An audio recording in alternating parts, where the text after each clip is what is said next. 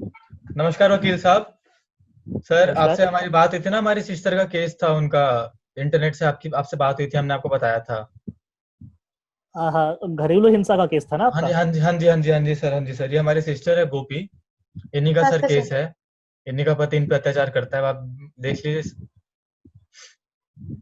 तो गोपी जी, पहले तो आप ये बताइए कि आपकी शादी को कितना समय हुआ, कब हुई थी शादी, और हमारी टोटल कितना शादी खर्चा? बोलिए बोलिए। हमारी शादी सर अप्रैल 2016 में हुई थी। और खर्चा हमारे माँ बाप ने करीब करीब 10 लाख का किया था। हमारे माँ बाप बहुत गरीब है ना, तो बहुत सारे दोस्तों से, रिश्तेदारों से, सबसे अपना ऐसे पैसा उधारी पर ले लेकर उन्होंने सारा इकट्ठा किया था। किस्तों तो पर लिया था सर कई कई सर सामान। अगर हम खर्चे की बात करें ना, तो मैं आपको बताता हूँ इनका। इसकी शादी शादी पे अकेले पे कम से कम नहीं तो पिताजी ने 10 से 12 लाख का खर्चा किया है। पूरा दहेज वगैरह मिला के। एक तो इनकी मांगे आज तक तो पूरी खत्म ही नहीं हुई है। जब से शादी तब से आज तक ले, कभी ये लाओ कभी वो लाओ, इतने पैसे लाओ, ये सामान लाओ, ये गहने लाओ, ये अंगूठी लाओ, ये सब इनका चलता रहा है।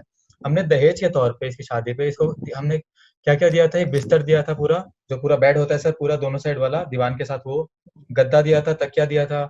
इसके पति और उसके पूरे घर वालों के लिए हमने कपड़े सिलवा के दिए थे। इसके ननद और नंदोई के लिए हमने अंगूठी और पूरा कपड़ा दिया था। इसके बाद हमने पीतल के सर बड़े बड़े बर्तन दिए थे, वो कढ़ाई वगैरह जो होता है, ये सब हमने दिया था। तब हमारा खर्चा पूरा लगा था 10-12 लाख का, जो भी वो सब हमने सर उधार पे ही लेके दिया था, जिसका हम्म, किस्त अभी तक चल ही रहा है। इसके अलावा सर इनके तो पूरे, मैं तो बोलूँ शादी इनके झूठे वादों के ऊपर हुई है पूरा। पूरे। हाँ सर, सर झूठे वादों का तो हम क्या बताएं। हमें बोला गया था लड़का अफसर है, बड़ी कंपनी में नौकरी करता है, बहुत पैसा कमाता है। और शादी के बाद ना उसका नाम पर एक प्लाट है, उस पर एक घर बनाकर तुम और तुम्हारा पति अलग रहेंगे। लड़के की अम्मा हमारे साथ नहीं रहेगी। और जब से शादी हुई उसके बाद हमें पता चला कि प्लाट आर्ट तो कुछ नहीं है, और लड़के की अम्मा भी उसी घर में रहेगी। और जिस घर में रहते हैं ना, वो घर भी इनका अपना नहीं है, वो किराए पे लिया हुआ है। और लड़का कोई बड़ा अफसर है भी नहीं, वो ठेकेदार है। और वो 50-60 हजार ऐसे इतना सही कमा लेता है बस। अच्छा, तो ये मारपीट का सिलसिला कब से शुरू हुआ? सर मारपीट मारपीट लगा लो, शादी के 2 महीने के बाद से ही शुरू हो गया था। हमें बोलते कि तुम्हें खाना बनाना नहीं आता, तुम्हारी माँ ने तुम्हें कुछ सिखाया नहीं है, खाने में मसाला तेज है, खाना ज्यादा गर्म है, रोटी जली हुई है। अगर हम खिड़की से बाहर ज्यादा देर देख ले, झांक ले, तो बोलेंगे क्या कर रही हो, इधर उधर नजर भटकाती रहती हो, काम में ध्यान नहीं है। और अगर हम किसी ऐसे पड़ोसी से बात कर ले तो भी हमें बहुत मारा पीटा जाता था। ये तो ये तो हद तक हो गई जब इन्होंने एक बारी हमें रसोई घर में बंद कर दिया, और बंद करके अपना गैस सिलेंडर चालू करके उसका जो स्विच होता है वो लेके चले गए, और बाहर से कुंडी लगा दी। हम रोए बिल के, हमने कहा कि हम करेंगे कुछ, करेंगे कुछ। तो हमें क्षमा कर दो, पर मानी नहीं, हमें अंदर बंद रहने दिया। हमारी आंखें जलती रही, घुटती रही, हमारे गले में भी दर्द हुआ, और हमें तो लगा था हम मर ही गए हैं। पर फिर किसी ने आके हमें बचा लिया। हमें बाद में पता चला हमारे जेठ है जिन्होंने हमें बचाया है। और ऐसे मारते पीटते रहते, कहते तुम जहेज बड़ा कम लाई हो। मामा बताओ, इतने गरीब हैं फिर भी 10 लाख रुपए दिया, पर नहीं, कम लाई हो, अब 10 हजार लाओ, अब 15 हजार लाओ। उनका लालच तो कमी ना होता, हर हर दूसरे दिन मांगना शुरू। हमें हमें ना वो 1 साल के अंदर अंदर बच्चा लगा नहीं, तो हमें एक फीमेल डॉक्टर के पास लेके गए। डॉक्टर ने हमें बड़ी सारी दवाइयां दी। तो ये हमें 15-20 दिन की गोली खिलाते, और पानी जैसा कुछ भी पिलाया करते। अब पहले तो हमें पता नहीं लगा, पर 1 महीने बाद हमारा हमारा महीना 15-15, 20-20 दिन चलने लग गया। हमारा पूरा शरीर ऐसे सूज सा गया, हमारी उंगलियां मोटी मोटी सी हो गई। और दवाइयां खाने के कारण ना हमें दिन में 15-15 घंटे ना नींद आती थी। अब इन्हें पता है हमें नींद आती है दवाई के कारण, पर उसके बावजूद भी हमें मार मार के उठाते, गाली देते, कहते सोती रहती है, सोने का ही बहाना है, बच्चा नहीं लगता तुझे, तू बांझ है। हमारी 2 नंदे हैं, और दोनों घर आती हमें बोलती हमारे भाई का इतना पैसा लगा रही हो डॉक्टर के पास जाके, तुम्हें बच्चा नहीं हो सकता, ये है वो है, ऐसे ऐसे करके हमें बड़ा बड़ा बोला करती। फिर ना एक रात हमारा पति आया, हमें बहुत मारने पीटने लग गया, कहता 10 हजार लेके आओ, 10 हजार लेके आओ अपने बाप से। जब हमसे पैसा ना मिला, हमें बहुत मारा उस दिन, तो बहुत मारा, ऐसे कपड़े लत्ते भी फाड़ दिए हमारे। तो हम उससे बचने के लिए ऐसे बेहोशी सी हालत में हम चलते चलते दरवाजे तक चले गए और वहीं हम बेहोश हो गए। और फिर वहां पे फिर जब हमारी आंख खुली कुछ घंटों बाद, हमने किसी से फोन मांगा और भैया को फोन किया। भैया आए, हमें अस्पताल लेके गए, डॉक्टर ने देखा, पर्चा बनाया। पर्चा लेकर भैया कहते हैं कि चलो थाने चलेंगे, हम तुम्हारे पति के खिलाफ ऐसे कंप्लेंट करेंगे, ऐसा थोड़ी ना कर सकता है कोई तुम्हारे साथ। फिर पुलिस स्टेशन गए, पुलिस स्टेशन वालों ने फिर पति को बुलाया, उसके घर वालों को बुलाया। उन्होंने बोला कि अच्छा हम दोबारा नहीं करेंगे। हमारे माँ बाप को भी बोला कि हम ऐसा कुछ नहीं करेंगे, सर हो सर जाता है, सर ऐसा है। हम गए थे पुलिस स्टेशन सर।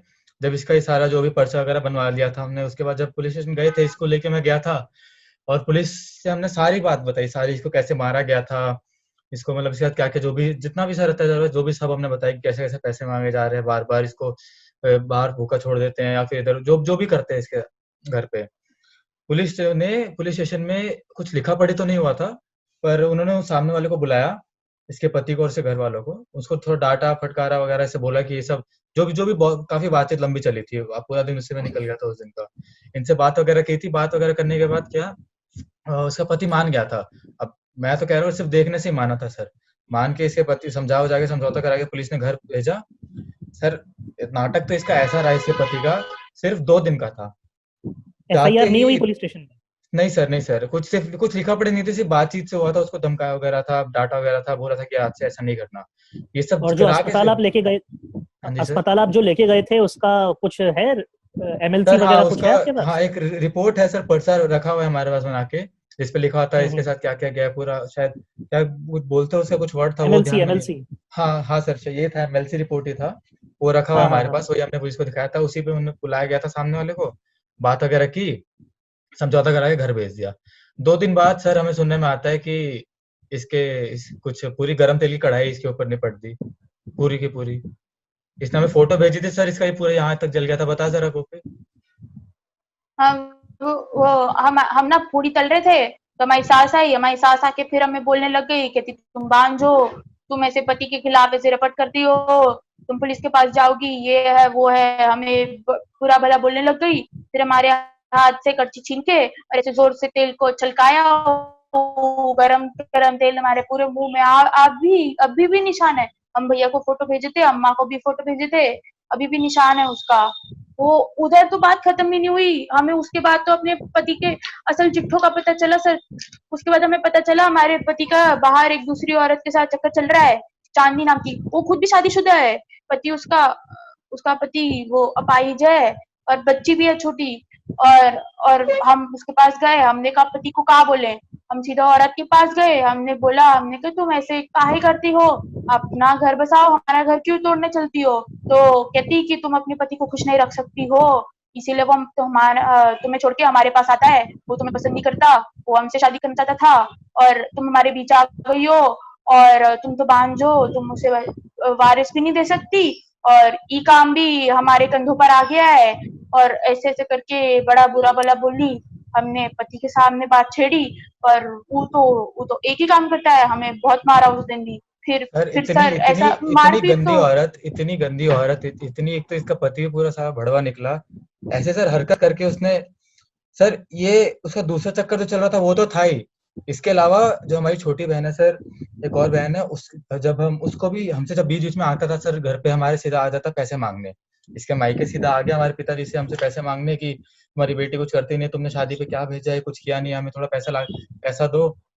ऐसे खाली हाथ भेज दिए, ये कोई तरीका थोड़ी होता है। बहुत सर इस बीच में जब हमारी बहन, जो छोटी बहन जो हमारे घर पे रहती थी, उसको देख के उसके साथ ऐसे इशारे उसको देता था, ऐसी उसके बारे में गंदी-गंदी बातें बोलता था कि उसके साथ ये कर दूँगा, उसके साथ वो कर दूँगा, और सब सुन रहे हैं हम सर, कर क्या पाते? इतना सर, इतना हैवान आदमी, इतना शैतान आदमी, हमें समझ ही नहीं आया कि हमने शादी किसके घर पे कर दी हमारी बहन की। बहुत तंग आ रखे थे सर, बहुत ज़्यादा, हद से ज़्यादा सर, कुछ समझ ही नहीं आ रहा था हमें। इसके बाद इसके बाद इसके तो एक सबसे बड़ा जो सबसे आखिरी जो हुआ, ये बता ज़रा, और वो भी जो तेरे साथ हुआ था। हाँ सर ऐसे हमारा सब्र का बांध टूट गया कि करवा चौथ के दिन हम सुबह से भूखे बैठे, उनका इंतजार कर ले, वो आए, आके ऐसे ऐसे नशे में धुता है और हमें मारने लग गए। कहते हैं हमें 5,000 दे, कमेटी में पैसा डालना है। और इतना मारा हमें और हम अब हमारे पास तो एक पैसा भी नहीं था, हमें कहते अपने भाई से मांग, अपनी माँ से मांग, बाप से मांग, और गंदी गंदी गाली देने लग गए। फिर जब उन्हें समझ आ गया कि हम पैसे तो ना दे पाएंगे, तो आलतू आलतू फालतू बोलते रहे, और ना तकिया लेकर हमारा मुंह घोटने की कोशिश की। हमें तो उस दिन वो मार ही देते, बस बस किसी तरह हम बच के भागे। और फिर हमने भैया को फोन किया कि हमें तो अब ले जाओ, अब हम तो ना रह सकते इस आदमी के साथ, कि तो नहीं हमें जिंदा सर इसने छोड़ेगा। इसने मेरे को फोन किया, मैं इसको लेने गया था। मैं क्या देखता हूँ सर, इसका पूरा यहाँ यहाँ से पूरा खून निकल रहा है, यहाँ निशान, पूरे दाग धब्बे, मार की बेल्ट से मारा हुआ है, जूतों से मारा हुआ है, यहाँ छिला हुआ है। इसके सर कपड़े तक फटे हुए थे, तो कपड़े तक ढंग के, बाद में मारने के बाद इतना नहीं सोचा कि कभी इसको कपड़े बदलने का मौका दे दे। पूरा सर साड़ी का ब्लाउज वगैरह यहाँ से फटा था, पीछे से फटा हुआ था, ये रो रही हालत थी। सर इसकी ऐसी हालत हो गई थी कि अगर इसको अब कोई नहीं नहीं मिलता तो ये वहीं पे बेहोश होकर वहीं पे गिर जाते, और कोई पूछता भी नहीं इससे। इतना ऐसा पूरा सर खाना तक नहीं दिया था करवा चौथ होते हुए भी। मतलब जब सब खत्म हो गया तब भी इसको खाना नहीं दिया, मारा ऊपर से अलग है इसको। हम क्या करते, इतना सब हमने कर लिया। इसको हम वहां से सीधा ले आए, इसने हमें सीधा बोल दिया कि भैया अब मेरे को उसके साथ नहीं रहना है, उसने मेरा जीना पूरा हराम कर रखा है, मैं अब नहीं रह सकती, अब मैं जाऊंगी उस घर में वापस तो जिंदा नहीं आऊंगी, लौटूंगी भैया, मेरे लिए कुछ कर दो। हम सर सीधा गए थे, इसका जब थोड़ा हमने आराम वगैरह करवाया, इसको खाना वगैरह खिलाया, कपड़े वगैरह बदलने को बोले, इसको थोड़ा दवाई वगैरह की, सीधा वहां से चले गए CAW सेल में। कि वहां पे बताया हम कि इसके साथ ये जो हो रहा है, हमने सोचा वहां से मदद मिलेगी। हम वहां गए, सारा हमने बताया कि ऐसे ऐसे इसके साथ हुआ है, इसका आप कुछ निवारण कीजिए। तो उसके बाद उन्होंने क्या किया, इसके पति को और उसके घर वालों को बुलाया। अब उसको बुलाया, उनसे बात वगैरह कर रहे थे, उनको सारा हमने कंप्लेन वगैरह बताया कि ऐसे ऐसे करता है इसका पति भी। इसके पति ने सीधा बोल दिया। अब सर पहली बात तो जब उसको बुलाया जा रहा था हम बातचीत कराने के लिए, तो इतना परेशान हो गया था कि इसको कहीं भी हम जहाँ भी हम बाहर जाते इसको वहीं पे पकड़ लेता था। बता जरा। हाँ, हमारी सास, हमारे पति की अम्मा जो थी, वो हमको बोलती, कहती तुम इतना परेशान करे हो हमें, हमें ऐसे अपने पति के साथ कोई करता है। उसके बाद ऐसे ऐसे बोलते रहे, हमें बोलते रहे कि वापस ले लो, ये क्या होता है, ऐसे करके। फिर हम जब ना माने, तो हम घर से बाहर कहीं पे भी जाते, मार्केट जाते, कहीं पे भी जाते, हमें रास्ते में रोकता, धमकाता, और कहता वापस ले लो वरना तुम देखो हम तुम्हारे साथ क्या करेंगे। कई बार तो हमें रास्ते में रोक के मारा पीटा भी सरकार। और हमें ना बहुत बहुत बोलता था कि वापस ले लो, धमकाता था। और कितनी बार तो हम उसकी उसकी ऐसे मार खा के और बाहर से घर वापस आते थे अपने। ऐसे सर ऐसे कोई हमने करता है कि रास्ते में मार देता? सर हमने कंप्लेन कर दी थी इसकी, ये धमकाता जो है, मारता पीटता पीछा करता है। इसके बाद जब हम फिर से जब CAW सेल गए थे, तो वहां पे ये भी आया था। अब इसने यहाँ पे तो जब हम बातचीत कर रहे थे, काफी दिन हो गए थे, एक तो काफी तारीखें निकल चुकी थी, तो वहां पे बात वगैरह हुई थी। तो इसके पति ने बोल दिया था कि 75,000 रुपए खर्चा सारा दे देगा मिला मिला के। उसने बोला था कि अब इसको भी नहीं रहना, वो छोड़ना चाहता है इसको, तो सारा जो खर्चा है उसमें 75,000 रुपए पूरा दे देगा। अब हाँ, हमारे पिताजी का कहना था, माता का भी, कि अब इतना ज्यादा खर्चा है 10-12 लाख का, तो ये 75,000 में कैसे काम चलेगा। अब पर बोला हमने सोचा कि अब बाहर आ गए उस घर से ना, तो वापस उसको भेजना नहीं चाहिए, जो हो रहा है जैसे हो रहा है बस खत्म करो। तो हमने जैसे जैसे करे 75,000 रुपए में हमने बात खत्म की कि उतना दे देगा, बात खत्म हो जाएगी, इससे आचे का भी मिलना नहीं पड़ेगा। अगली तारीख में सर वो आया ही नहीं। हम सब वहां पे समय पे पहुंच गए थे, जो भी आगे कार्यवाही होनी थी वो सब करने के लिए, पर वो इसका पति आया ही नहीं। इसे घर पे उसके पति घर से कोई भी नहीं आया। सारा उन्होंने सीधा इनका मतलब कोई दिखा ही नहीं। जब हम वहां से निकले वापस घर जाने के लिए, अब क्या ही कर ही क्या सकते थे, तो वो रास्ते में मिल गया। हम भैया कहाँ बताएंगे सर, हम बताते हैं। हमें हमें रास्ते में मिला, हमारा हाथ पकड़ के ऐसे, और हमारा भाई है साथ में, ई कदर भी ना की उन्हें। और हमारा हाथ पकड़ लिया, हमें कहता ये सब तो ड्रामा है, ड्रामा था, तुमको तो हम जाने नहीं देंगे, तलाक कैसे लोगी, ये सब बोला। और वो तो हमारा गला भी दबा रहा था। अगर हम अकेले गए होते हमें तो मार मूर के किसी नाली में फेंक देता, पर ये तो भैया थे, उन्होंने हमें छुड़ाया। फिर हम घर आए, कहता कि सर जो खाना है वो सर खा सर लो। सर जब उस समय जब ये उस तारीख पे नहीं आया था ना सर, जब इसको बुलाया गया था और बाहर जाके जितना भी इसने बोला कि सब ड्रामा है, मैं कुछ करूंगा नहीं, तो मेरा कुछ बिगाड़ नहीं सकता, ऐसे सर बहुत हम बीच मार्केट में सर इसका हाथ मोड़ के पूरा पीछे ऐसे करके मेरे ऊपर चिल्लाने लग गया, गाली गलौज करने लग गया था। पूरी पूरी मार्केट रुक के हमें देख रही थी। खैर यहाँ से ऐसे ऐसे हम घर पहुंच गए थे। वापिस जब CAW सेल में गए, हम क्या देख रहे हैं कि इसका पति एक कमरे में बैठ के कुछ अफसरों से बातचीत कर रहा है, चाय बिस्किट अपना खा रहा था, उनसे कुछ बातचीत कर रहा था, काफी हंस हंस के बात कर रहा था। हमें लगा नहीं था कि ऐसा हो सकता है, पर जब बाहर निकला हाथ वगैरह मिला के उनसे, हमारे पास आके खासकर हमारी बहन के ऊपर चढ़ के क्या बोलता है, कहता जो उखाड़ना वो उखाड़ ले, तू मेरा कुछ बिगाड़ नहीं सकती है, जो होगा मैं देख लूंगा, मेरा सब सही सीन सेट हो गया है। इतना हमारे सीधा उसी उसी सर ऑफिस में, सीडब्ल्यू सेल के उस ऑफिस में जहाँ पे सारे पुलिस अफसर थे, उनके सबके सामने इतना वो बोल के गया, इसको ऐसे धमका के गया सीधा, और बहुत बुरी तरह से एकदम, मतलब गाली गलौज तो की, उसका तो खैर वो तो उसका हमेशा का ही है, इसके साथ वहीं पे सबके सामने धमकाया। हम जाके हमने सोचा था कि अब बहुत हो गया है, हर हर समय आगे कुछ भी कर सकता है, ये सब उसके अपने हाथ में ले रहे हैं। हम जहाँ चले गए सीधा पुलिस स्टेशन, थाने चले गए थे एसएचओ साहब के पास कि वहाँ पे कंप्लेन कराएंगे। उन्होंने सीधा कह दिया कि हमें उनको बताया जाके, ये सब कहानी सारी उनको बताई कि ऐसा ऐसा अभी तक हुआ है, तो हम कंप्लेन करना चाहते हैं, जो भी करता है पीछा करता रहता है। जैसे मेरी बहन, सर हम घर भी रहते हैं ना, ये मेरे साथ हमारे घर पे रहती है अपने मायके, हाँ। तो वहाँ पे जब मार्केट में निकलते अपना सामान अगर लाने, वहीं पे कुछ लोगों के साथ आके इसको वहीं पे पकड़ लेता है। कितनी, एक बार नहीं, बहुत बार हम पकड़ रखा है। हाँ सर, हम अकेले होते हैं तो चलो ठीक है, हम अपनी छोटी बहन के साथ जाते हैं, उनके सामने भी आ जाता है, हमारी अम्मा के पास भी, हम उनके साथ भी जाते हैं तो भी आ जाता है, रास्ते में धमकाता है, कहते कंप्लेंट वापस ले लो, यू। और हमारी छोटी बहन के बारे में तो अभी भी जब ऐसे आके धमकाता है ना, तो भी बोलेगा तू ना दे सकी तो ये हमको बच्चा देगी, ऐसे ऐसे करके गंदी गंदी बातें भी करता है रास्ते में। इतना इतना सर कोई हो कोई गया था लाज ना, शर्म ना बची। इतना सर हो गया था, हम सीधा जब एसएचओ ऑफिस पे गए थे, मैं वही बता रहा था, वहां पे उन्होंने मना कर दिया था कि तुम बोला कि इसका केस सीधा चल रहा है अभी सीडब्ल्यू सेल में, तो वहीं पे होगा, यहाँ कुछ नहीं हो सकता। हम फिर गए थे डीसीपी ऑफिस में, वहां पे हमने सारा जाके बताया कि अभी तक ऐसा ऐसा हो चुका है, हम हर जगह से थक हार के आपके सामने आए हैं, कुछ अब मदद चाहिए, अब इसके अलावा हमारे पास और कुछ चारा है नहीं कहीं और जाने का। तब जाके आखिरी में जब इतना सब होने के बाद हम वहां पे गए, तब हमारी बात सुनी गई। फिर डीसीपी ऑफिस से हमें बताया गया कि हम वापस सीडब्ल्यू सेल में जाएं, वहाँ पे अब हमारी कंप्लेंट लिखी जाएगी। फिर उन्होंने वहाँ पे कुछ बातचीत वगैरह की होगी आपस में, हम वापस जब सीडब्ल्यू सेल गए, तब जाके हम, उन्होंने फिर से हमसे सारी कहानी वगैरह पूछी, सारा इस बार आखिरी में, तब जाके हमारा पूरा लिखा पढ़ी हुआ था, जो भी कंप्लेंट दर्ज वगैरह करनी थी तब जाके हुआ था, जो भी मार पिटाई का सारा था वहाँ पे एफआईआर हो हुआ। गई आखिर में? हाँ जी सर, हाँ सर, आखिरी में रिपोर्ट हो गई थी हमारी, पर इतना सर इतनी देरी के बाद हुई, पर हो तो गई थी। अब फिर सर कहानी अब इतनी, ये जब रिपोर्ट हो गई इसके बाद हम आपके पास आए हैं कि अब करना क्या है, बहुत बहुत परेशान किया सर, आप बताओ हम अब आगे कैसे करें, क्या आगे बढ़े।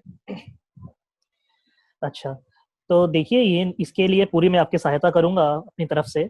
तो पहले तो देखिए, आप मेरे को एक चीज है कि जहां तक समझौते की बात है ना, तो मैं आपको ये बताता हूँ सर कि इसको समझौता नहीं करना बिल्कुल भी, ये तंग आ समझौता बिल्कुल चुका भी है। नहीं करना सर, हम नहीं रह सकते उसके पास, सर वो बहुत हमको कोशिश की जिंदा है, छोड़ेगा बहुत। ही नहीं, मार के दम लेगा वो हमको।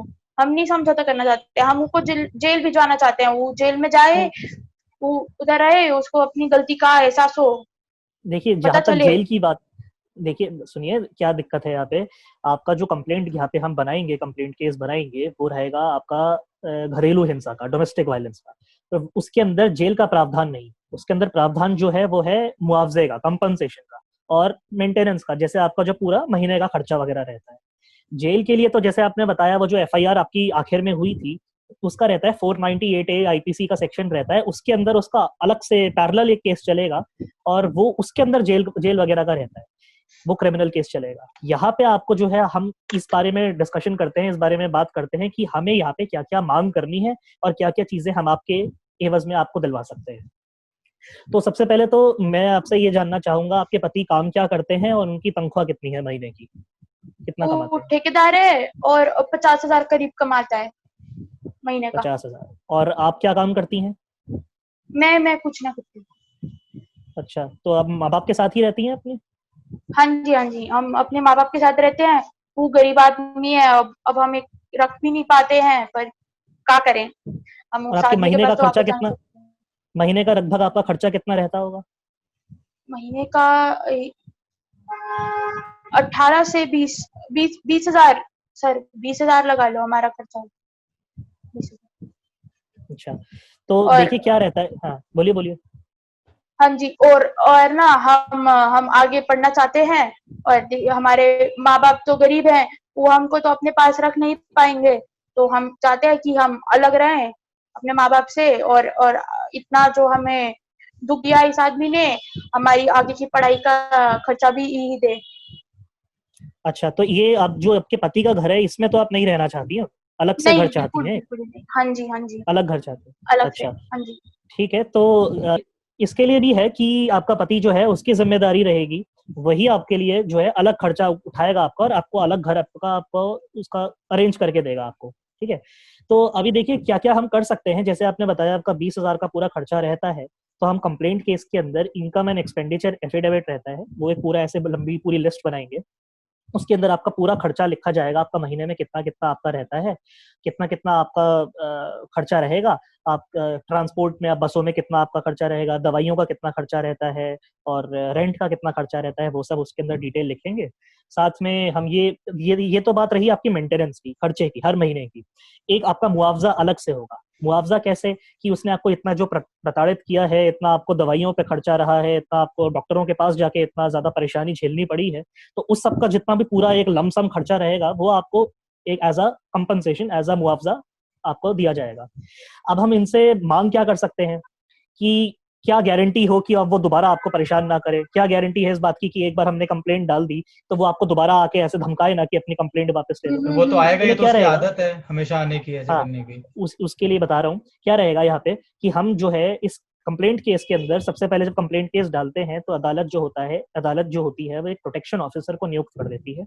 वो प्रोटेक्शन ऑफिसर का काम ये रहता है, वो आपको अपना नंबर देगा, पूरी अपनी तफ्तीश करेगा और आपको अपना नंबर देगा, और नंबर में आपको क्या, जब भी आपको आपका पति परेशान करे या जब भी ऐसा कोई दिक्कत हो, तो आप अपने प्रोटेक्शन ऑफिसर को बताइए कि उसका जिम्मेदारी रहेगी वो आपको हमेशा बचाए, इस बात का ध्यान रखे कि वो आपसे पूरा दूरी बनाए रखे, आपके पति और आपके पति के घर वाले, और आपको दोबारा बिल्कुल भी किसी तरह का टॉर्चर या प्रताड़ना झेलना ना पड़े। जो प्रोटेक्शन ऑफिसर रहेगा सारी अपनी इन्वेस्टिगेशन करके एक डोमेस्टिक इंसिडेंट रिपोर्ट तैयार करेगा और वो कोर्ट में डालेगा। उसी के पूरे बेसिस पे, उसी के चलते पूरा अपना कोर्ट जो है आगे अपना केस निर्धारित करती है।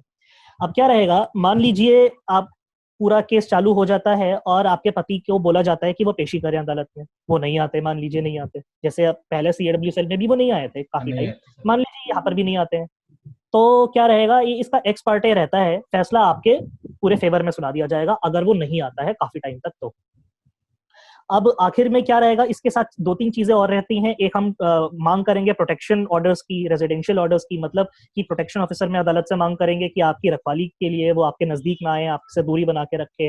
रेजिडेंशियल ऑर्डर कि आपको एक पूरा घर का अरेंजमेंट करके दे, घर का इंतजाम करके दे आपके लिए, और आपका महीने का और मेंटेनेंस का और कंपनसेशन तो हो ही हो। ठीक है, तो इसके अंदर क्या रहेगा, लास्ट में आपका जब आप केस डालते हैं अदालत में, तो एक काउंसलर के पास भेजा जाता है केस को। वहाँ पे हम बता देंगे कि कोई फायदा नहीं है, वो काउंसलिंग से मोरलेस जो है फेल ही हो जाती है, और हम केस में अदालत नहीं प्रेफर करेंगे कि वहीं पे आपका रहे। अब जैसा आप बता रहे थे कि जेल का, आप उसको जेल भिजवाना चाहते हैं, तो इस डोमेस्टिक वायलेंस के इस एक्ट के अंदर जो है जेल का तो प्रावधान नहीं है कंप्लेंट केस में। पर मान लीजिए अदालत ने कोई एक फैसला सुनाया कि उसको इतना पैसा देना है या उसको आपसे दूर रखना है, और वो इस अदालत की फैसले के अवहेलना में जाता है, वो आपसे दूरी नहीं बनाता, आपसे मिलने की कोशिश करता है, धमकाता है, या मान लीजिए आपको खर्चा नहीं देता, तो अवहेलना में जाने की वजह से फिर उसको जेल भिजवाया जा सकता है। वहां से वहां पे जेल का प्रावधान है। ठीक है, तो बस ये इतना ही है। मैं आपको एक यही चीज है, आपको जैसे आप अपना जितना भी आपका डॉक्यूमेंट्स, दस्तावेज वगैरह हैं, MLC report, FIR MLC report, FIR, और क्या नाम है आपका कंप्लेंट केस, जितने भी आपने आज तक कंप्लेंट करवाई है थाने के अंदर, और अपने सीओडब्ल्यू सेल की रिपोर्ट सारी, ये सारी आप मेरे पास लेके आ जाइए, हम देख लेंगे, पूरा आपका केस बना देते सर हैं, एक और फिर बात, हम जल्दी। एक चीज पूछना भूल गया। मैंने जी आपको पूछिए। बताया कि इतना सब जो दहेज में ये लेके गई थी, ऐसे हम्म, पति घर वालों को दिया था, वो बिस्तर कपड़े वगैरह जो भी हम्म। गहना वगैरह दिया था, वो सब तो वापस मिलना चाहिए ना। हमने पहले हाँ मांगने की हाँ, वो कोशिश की है, पूरा उसने मना मना तो सीधा कर देता है कि नहीं दूंगा कुछ भी। हम इसके अंदर एक ये मांग करेंगे जरूर कि आपका ये आपकी बहन का जितना भी स्त्री धन रहा है, जेवरात रहा है, जितना कपड़े वगैरह रहा है, वो सारा स्त्री धन वापस करा जाए। तो आप अपने डॉक्यूमेंट्स लेके आ जाइए, और जैसे आपको पता चल ही गया होगा कि जो द लीगल नोटिस पेज है इंस्टाग्राम पे, जिनसे आपको बताया गया था, जिससे हाँ जी, हाँ जी जिसके थ्रू सर। आप आए हैं हमारे, तो ये पूरा फ्री लीगल एड का काम करते हैं, मुफ्त कानूनी सूचना, मुफ्त कानूनी सेवा। तो धन्यवाद सर। आपसे कोई पैसा नहीं लेंगे हम, पूरी बहुत मुफ्त में बहुत सहायता शुक्रिया सर करेंगे आप। आपका, इसी की हमें सब जरूरत बहुत थी। बहुत शुक्रिया सर जी शुक्रिया जी सर। आपका। बिल्कुल। शुक्रिया, ठीक है धन्यवाद जी, सर। धन्यवाद। धन्यवाद।